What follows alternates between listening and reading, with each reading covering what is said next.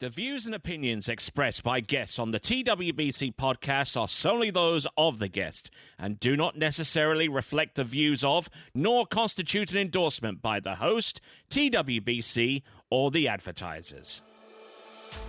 National championships, Confederation championships, World championships, major professional events. For over 3 decades, he has been there for many of the sport's greatest moments. And now he brings you even closer to the movers and shakers in the world of high-echelon tournament water skiing.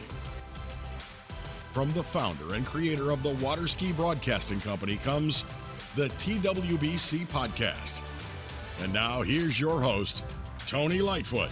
Well, greetings one and all, and welcome once again to this latest episode of the TWBC podcast. My name is Tony Lightfoot, as aforementioned, and I have a special guest here with us today.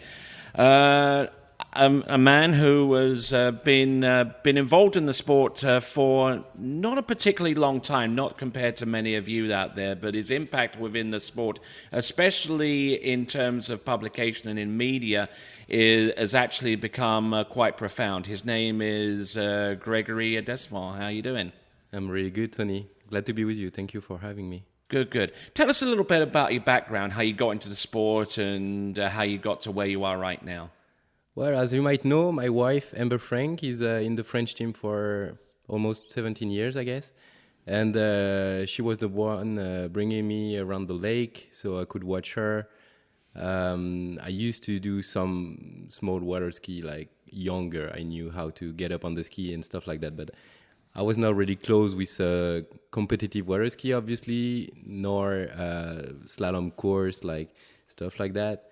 And being with Amber brought me into the water ski world, and I was with her when she was in Florida, at Florida Southern College, visiting her, getting around all the really best pros on the planet, I guess, that live around.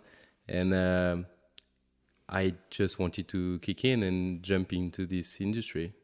Excellent. Okay, so what is your professional background? How does that tie in a little bit to what you do with the publication that you have, which is, just remind us, the good folks? Waterski Journal. Waterski Journal, yes. And obviously Waterski Nation on Instagram. Well, my background is a mix of several stuff. I started with 2 years in Law University in Paris, France. Afterward, I joined a business school in Paris also, and I ended up graduated from a master in financial analysis and market, where I could go in California in UCSD in San Diego for a year. Okay. So that's basically it. At the end of my education, I had a master degree in finance and a business school graduate. Okay. So when did you get the epiphany that the water ski world needed a new publication? You know, what kind of inspired you to say, hey, listen, you know, I'm going to put something together. I'm going to put it in print. You know, I don't care what you say that the print media is on the decline. We need something in print. What kind of inspired you? So I was a huge fan of the Waterski mag. Obviously, I was super sad when there was no more Waterski mag, and so Waterski Journal started the summer, not this one, the previous one, so a year and a half ago, and I had that ton of content, like a lot of pictures I took myself and others that fantastic photographers share with me all the time. Not to mention Thierry Miranda, Eunmi Tivier, guys like that. And I was like, dude, that's such a shame we don't have a Waterski mag anymore. So using my small power I have over social media into Waterski, I was, okay, let's try to make a magazine out of what I can bring.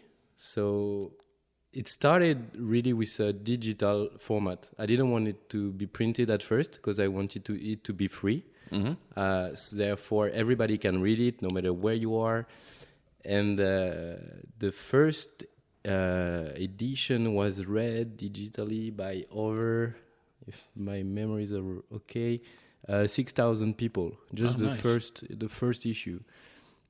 And I received a lot of messages from guys I didn't know. Hey, that would be out. Where can I buy it? Where can I buy it? And I was like, no, it's free. just go over the link and it's free. You can read it. Oh yeah, but I wish I could have it in paper. And I was yeah, me too. But as I looked around how to make it happen, it looked so expensive to make.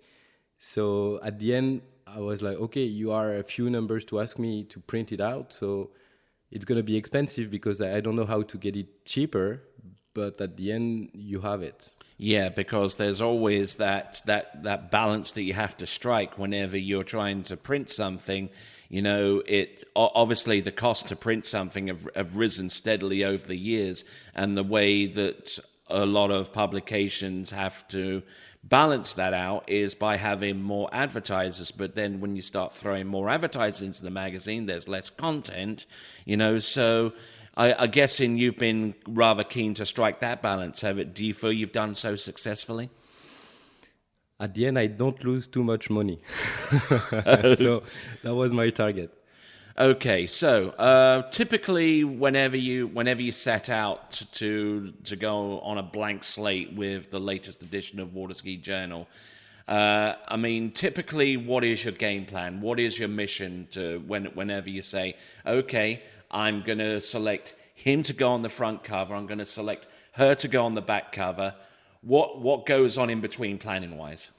So as you know, it only issue once every 3 months. Okay. So obviously every number. So it's a quarterly. Yeah, it's a quarterly. So obviously I'm focusing on what happened on the pro scene over the past 3 months, previous the issue.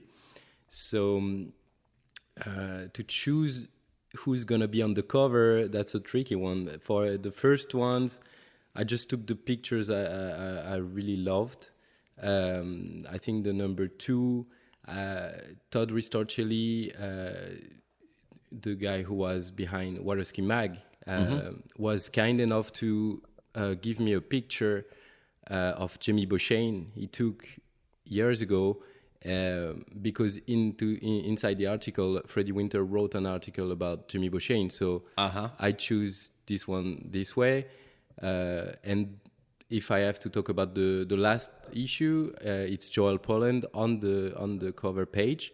He won my trick contest, Waterski Nation trick contest on Instagram, and that was the first prize. That was during the height of the pandemic, of course. Yeah, absolutely. And so the winner of this contest got to be on the front page plus some rewards, edge binding for Joel.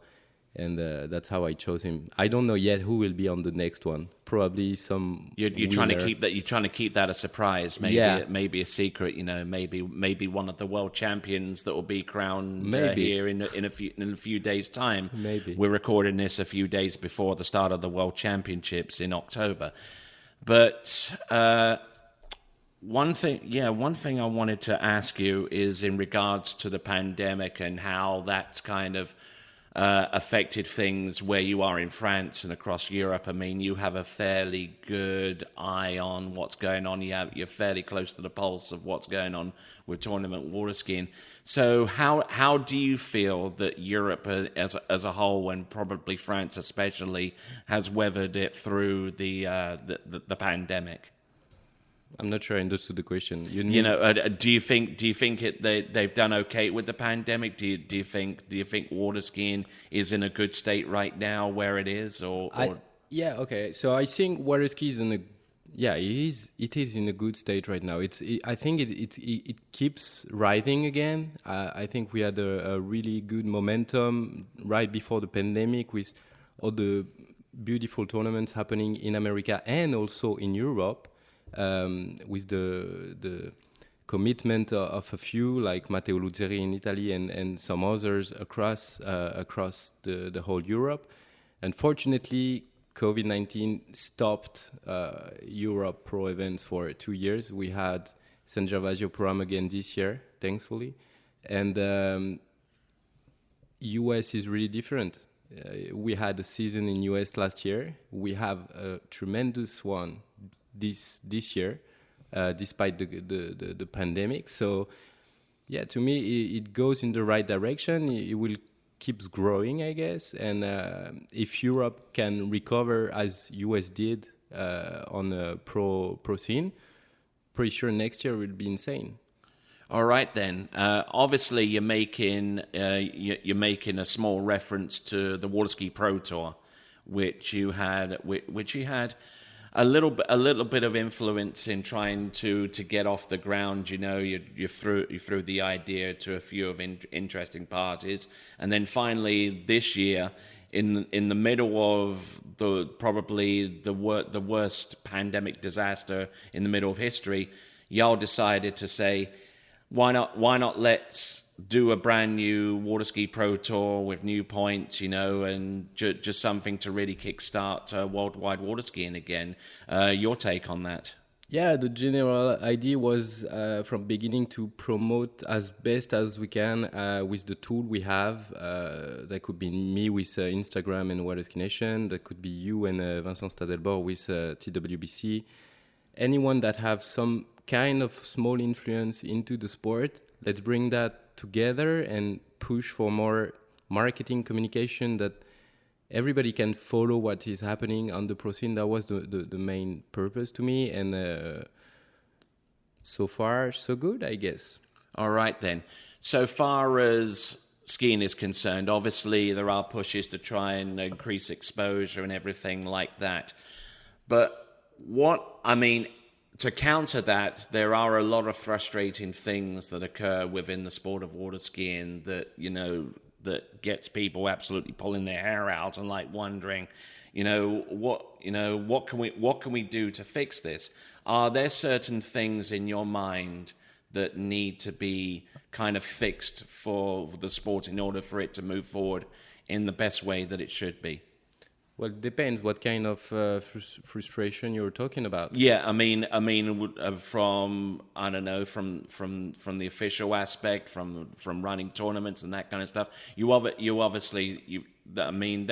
have been tournaments where the officials have had to discuss among themselves. They take up way too much time, and everything, and things get stalled, Yeah, so.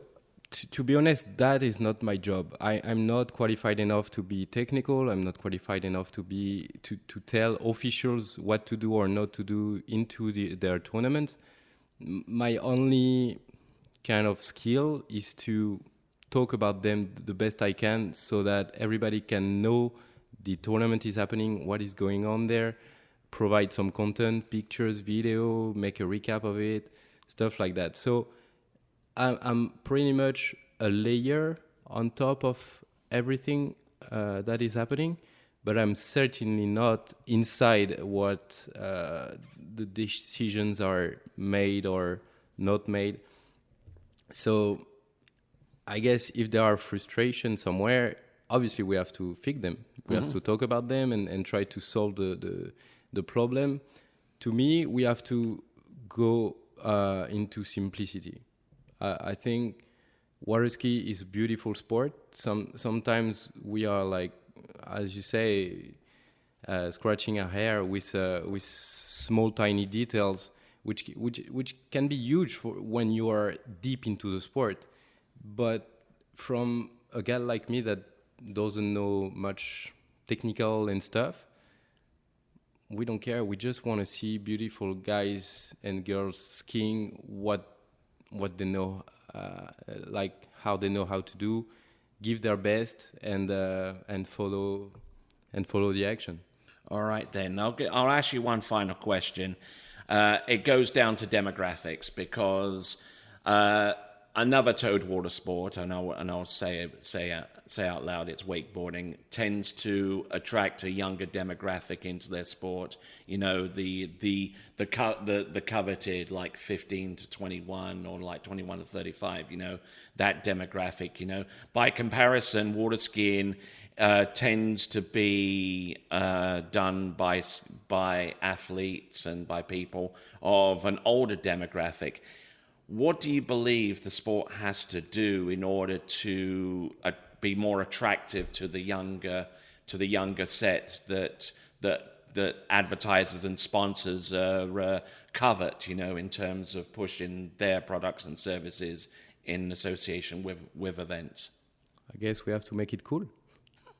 I mean, young guys, they go. Why do they go to wakeboard? That the question we have to ask ourselves. It's because it's fun. You can be on the boat with 5-6 of your friends on an open lake and enjoy all the afternoon playing wakeboard, do wakeboarding. We have to show them. It's just like that at Waterski. You're nearby the lake, enjoying the time with your friend. Do your ski set. I know barely. I'm not sure I know people that spent a day water skiing that didn't like it and didn't want to go back at it. So we just have to like show them how cool is the sport and how to reach them. Maybe social media, stuff like that. That's how it works nowadays.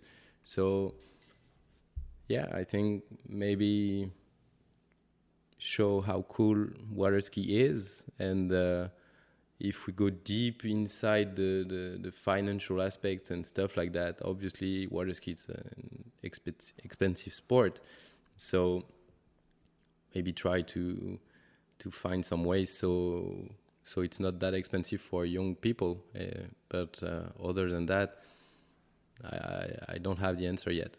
Okay, all right then. We'll end off the interview there. Thank you very much, Gregoire, for participating in this podcast. But I always give an opportunity for you to give a shout out or to acknowledge friends, family, or those that have actually helped bring you to the position that you are. So I'll leave the microphone for you to do that. Well, the only one I can see right now is my wife, Amber Frank. Thank you, baby, for bringing me into your sport. I love it. All right, then. This has been the latest episode of the TWBC Podcast. You've been listening to Gregoire Desfond, as well as me, Tony Lightfoot. And until next time, it is ciao for now. Thank you for listening to the TWBC Podcast. Be sure to check out our website at waterskibroadcasting.com. Links to our presence on major social media platforms can be found there, as well as updates to our webcast and this podcast. Duplication or rebroadcasting of this broadcast without written consent of TWBC is prohibited. Subscribe to us on your favorite podcast platform and be sure to join us next time for the next edition of the TWBC Podcast.